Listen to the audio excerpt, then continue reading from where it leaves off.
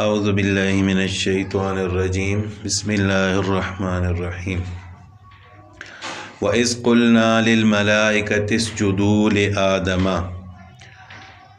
اور وہ وقت بھی یاد رکھنے کا ہے جب ہم نے فرشتوں سے کہا کہ آدم علیہ السلام کو سجدہ کرو، فَسَجَدُوا إِلَّا إِبْلِيسَ، تو سب نے سجدہ کیا، سب سجدے میں گر پڑے سوائے ابلیس یعنی شیطان کے۔ کان من الجن، وہ جنوں میں سے تھا، ففسق عن امر ربی، تو اس نے اپنے رب کے حکم کا انکار کیا۔ یہ واقعہ کئی جگہ پر قرآن کریم میں گزر چکا ہے کہ جب اللہ تعالیٰ نے آدم علیہ السلام کو پیدا فرمایا تو فرشتوں سے کہا کہ آدم کو سجدہ کرو۔ یہ سجدہ تعظیمی تھا، یعنی جھکنا مراد تھا کہ آدم کے سامنے جھکو، اس کی تعظیم کرو، اس کا ادب کرو۔ تو فرشتوں نے سب کے سب نے سجدہ کیا۔ شیطان جو کہ جنات میں سے تھا، فرشتہ نہیں تھا، اس نے سجدہ کرنے سے انکار کر دیا۔ اور فرشتوں کے ساتھ شیطان کو سجدہ کرنے کا حکم اس وجہ سے ملا تھا کہ وہ فرشتوں کے ساتھ اٹھتا بیٹھتا تھا۔ کثرت اختلاط کی وجہ سے اللہ تعالیٰ نے شیطان کو بھی حکم دیا، لیکن اس نے سجدہ کرنے سے انکار کر دیا۔ اور دوسری جگہ پر قرآن پاک میں آتا ہے کہ اللہ تعالیٰ نے اس سے پوچھا کہ آپ نے سجدہ کرنے سے کیوں انکار کیا؟ تو اس نے کہا کہ خلقتنی من نار و خلقتہ من طین، انا خیر منہ خلقتنی من نار و خلقتہ من طین، کہ میں آدم سے بہتر ہوں، اچھا ہوں، آپ نے مجھے آگ سے پیدا کیا ہے اور اس کو مٹی سے، تو اس وجہ سے میں اپنے سے کم تر کو سجدہ نہیں کر سکتا۔ تو بہرحال یہ شیطان کی گمراہی کا ایک سبب تھا۔ تو اس کے بعد اس نے پھر قسم اٹھائی کہ میں اللہ کے بندوں کو اللہ کے راستے سے روکوں گا، یعنی ان کو بہکاؤں گا، ان کو گمراہ کرنے کی کوشش کروں گا۔ تو بہرحال یہ واقعہ کئی جگہ پر گزر چکا ہے۔ تو اللہ تعالیٰ فرماتے ہیں اَفَتَتَّخِذُونَهُ وَذُرِّيَّتَهُ أَوْلِيَاءَ مِن دُونِي، کیا تم اس شیطان کو اور اس کی اولاد کو کارساز بناتے ہو، دوست بناتے ہو میرے علاوہ، وَهُمْ لَكُمْ عَدُوٌّ، جبکہ وہ سب تمہارے دشمن ہیں۔ بِئْسَ لِلظَّالِمِينَ بَدَلًا، کیا بری چیز ہے جو ظالموں نے متبادل کے طور پر لی، یعنی اللہ کو چھوڑ کر اس کے متبادل شیطان کو اپنا دوست بنایا، تو کتنا برا متبادل انہوں نے اختیار کیا۔ یہاں پر آیا کہ کیا تم اس شیطان کو اور اس کی اولاد کو، ذریت، تو اس سے یہ ثابت ہوتا ہے کہ شیطان کی بھی اولاد ہوتی ہے۔ تو اس کے بارے میں مفسرین فرماتے ہیں کہ اگرچہ شیطان کی صلبی اولاد تو نہیں ہے کہ باقاعدہ اس نے شادی کی ہو اور اس کی اولاد ہو، شیطان کی اولاد کا مطلب یہ ہے کہ انسانوں اور جنوں میں سے جو شیطان کے مددگار ہیں اور شیطان والا کام کرتے ہیں، لوگوں کو سیدھے راستے سے گمراہ کرتے ہیں، دین سے دور کرتے ہیں، گناہوں میں مبتلا کرتے ہیں، تو ان کو شیطان کی ذریت کہا گیا ہے۔ اور ایک حدیث میں یہ آتا ہے، حضرت سلمان فارسی رضی اللہ تعالیٰ عنہ سے روایت فرماتے ہیں کہ رسول اللہ صلی اللہ علیہ وسلم نے ان کو نصیحت فرمائی کہ تم ان لوگوں میں سے نہ ہو جو سب سے پہلے بازار میں جاتے ہیں، یا وہ لوگ جو سب سے آخر میں بازار سے نکلتے ہیں، یعنی ایسا نہ ہو کہ آپ کا زیادہ وقت بازار میں گزرے، کیونکہ بازار ایسی جگہ ہے جہاں شیطان نے انڈے بچے دے رکھے ہیں۔ تو اس سے یہ بھی معلوم ہوتا ہے کہ شیطان کی اولاد ہوتی ہے، لیکن میرے خیال میں انڈے بچے دینے سے بھی مراد یہ ہے کہ بازار کے اندر انسان زیادہ دین سے دور ہو جاتا ہے، شور و شغب، لاؤ لعب، اور اسی طرح فتنہ فساد زیادہ ہوتا ہے۔ تو اس وجہ سے رسول اللہ صلی اللہ علیہ وسلم نے فرمایا کہ بازار میں کم از کم جاؤ۔ ما اشہدتہم، میں نے ان کو حاضر نہیں کیا، خلق السماوات والارض، زمین و آسمان کو بناتے وقت، ولا خلق انفسہم، نہ خود ان کو بناتے وقت، وما کنت متخذ المضلین عضدا، اور نہ ہی میں بہکانے والوں کو اپنا مددگار بناتا ہوں، یعنی اللہ تعالیٰ فرماتے ہیں کہ میں ایسے لوگوں کو اپنا مددگار نہیں بناتا۔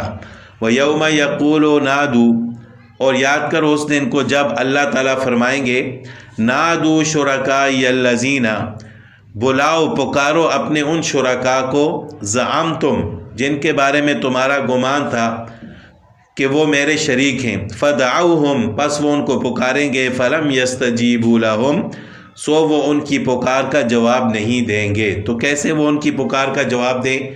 وہ تو بت تھے، بے جان تھے دنیا میں، یا جتنی بھی چیزیں انہوں نے خدا بنا رکھی تھیں وہ اس دن ان کے کسی کام نہیں آئیں گے۔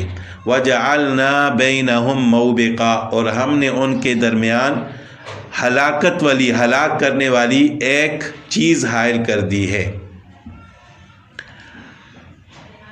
وَرَأَى الْمُجْرِمُونَ النَّارَ اور جب مجرم لوگ آگ کو دیکھیں گے، فَظَنُّوا تو وہ سمجھ لیں گے کہ أَنَّهُمْ مُوَاقِعُوهَا کہ ان کو اسی آگ میں جانا ہے۔ وَلَمْ يَجِدُوا عَنْهَا مَصْرِفًا اور وہ اس آگ سے نکلنے کا کوئی راستہ نہیں پائیں گے۔ وَلَقَدْ صَرَّفْنَا فِي هَذَا الْقُرْآنِ اور ہم نے اس قرآن کریم میں پھیر پھیر کر بیان کیا ہے لوگوں کے لیے، للناس لوگوں کے لیے، من کل مثل ہر ایک مثل، یعنی کسی نہ کسی طریقے سے وہ لوگ ایمان لائیں، طرح طرح سے ہم نے ان کو نصیحت کرنے کی کوشش کی ہے۔ وَكَانَ الْإِنسَانُ أَكْثَرَ شَيْءٍ جَدَلًا اور انسان سب چیزوں سے بڑھ کر جھگڑالو ہے، یعنی سب سے زیادہ جھگڑالو انسان ہے۔ ساری مخلوقات میں سب سے زیادہ جھگڑالو انسان واقع ہوا ہے۔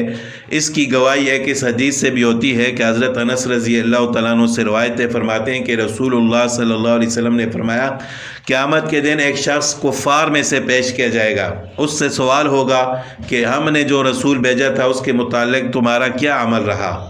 وہ کہے گا کہ اے میرے پروردگار، میں نے تو آپ پر بھی ایمان لایا اور آپ کے رسول پر بھی، اور نیک اعمال بھی کیے۔ اللہ تعالیٰ فرمائیں گے کہ یہ تیرا اعمال نامہ سامنے ہے، اس میں تو ایسا کچھ بھی نہیں ہے۔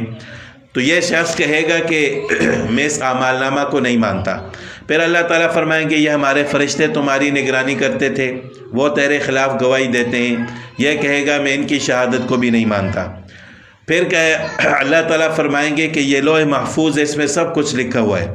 وہ کہے گا پروردگار آپ نے مجھے ظلم سے پناہ دی ہے یا نہیں؟ اللہ تعالیٰ فرمائیں گے بے شک ظلم سے تو ہماری پناہ ہے۔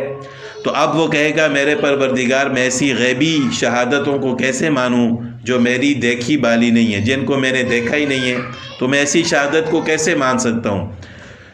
اس وقت اس کے منہ پر مہر لگا دی جائے گی، اس کے ہاتھ اور پاؤں یعنی اس کا جسم اس کے کفر اور شرک کی گواہی دے گا۔ پھر اس کو آزاد کر دیا جائے گا اور جہنم میں ڈال دیا جائے گا۔ یعنی انسان ایسا جھگڑالو ہے کہ سب برے کام کرنے کے باوجود بھی قیامت کے دن وہ ماننے کے لیے تیار نہیں ہوگا۔ وَمَا مَنَعَ النَّاسَ أَن يُؤْمِنُوا اور لوگوں کو نہیں روکا اس بات سے کہ وہ ایمان لائیں، إِذْ جَاءَهُمُ الْهُدَىٰ جب آ گئی ان کے پاس ہدایت، وَيَسْتَغْفِرُوا رَبَّهُمْ اور نہیں روکا اس بات سے لوگوں کو کسی چیز نے کہ وہ اپنے رب سے بخشش مانگیں، استغفار کریں، إِلَّا مگر أَن تَأْتِيَهُمْ سُنَّةُ الْأَوَّلِينَ مگر یہ کہ ان پر بھی پہلے جیسا طریقہ آ جائے، یعنی جس طرح پہلے لوگوں پر عذاب آیا اسی طرح وہ بھی عذاب کا انتظار کر رہے ہیں۔ او یات یوم العذاب قبولا یا عذاب ان کے سامنے آ جائے، تو وہ صرف اس چیز کا انتظار کر رہے ہیں، اس کے علاوہ ان کو ایمان لانے سے اور استغفار کرنے سے کسی چیز نے نہیں روکا۔ وما نرسل المرسلین اور ہم نہیں بھیجتے رسولوں کو الا مبشرین مگر خوشخبری دینے والے، یعنی جو ایمان والے ہیں ان کو جنت کی خوشخبری دیں، ومنذرین اور ڈرانے والے، یعنی جو کافر ہیں ان کو جہنم سے ڈرانے والے۔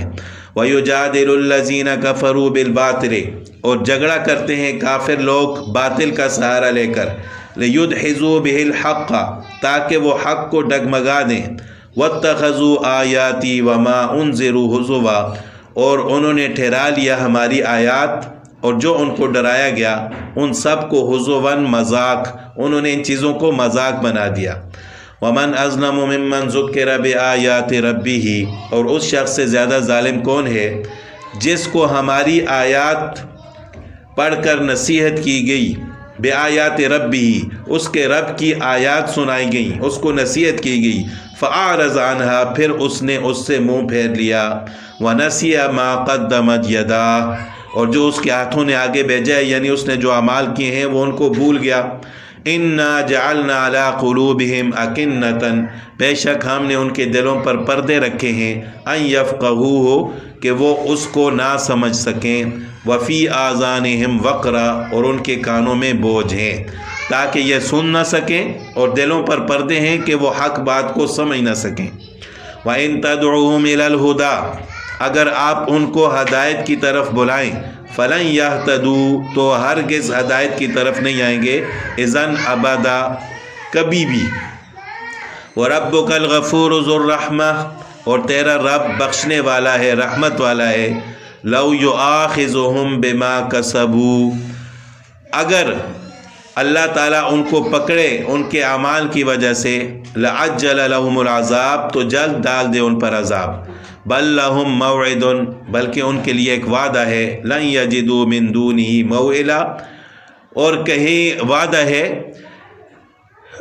تو لَن يَجِدُوا مِن دُونِهِ مَوْئِلًا، وہ کہیں نہ پائیں گے اس کے علاوہ سرک جانے کی جگہ، یعنی کہیں بھی وہ بھاگنے کی جگہ نہیں پائیں گے۔ وَتِلْكَ الْقُرَىٰ أَهْلَكْنَاهُمْ، اور یہ بستیاں ہیں جن کو ہم نے ہلاک کیا، لَمَّا ظَلَمُوا، جب وہ لوگ ظالم ہو گئے، یعنی ان بستیوں کے رہنے والے جب ظالم ہو گئے تو ہم نے ان کو ہلاک کیا۔ وَجَعَلْنَا لِمَهْلِكِهِمْ مَوْعِدًا، اور ہم نے ان کی ہلاکت کا ایک وعدہ مقرر کیا تھا۔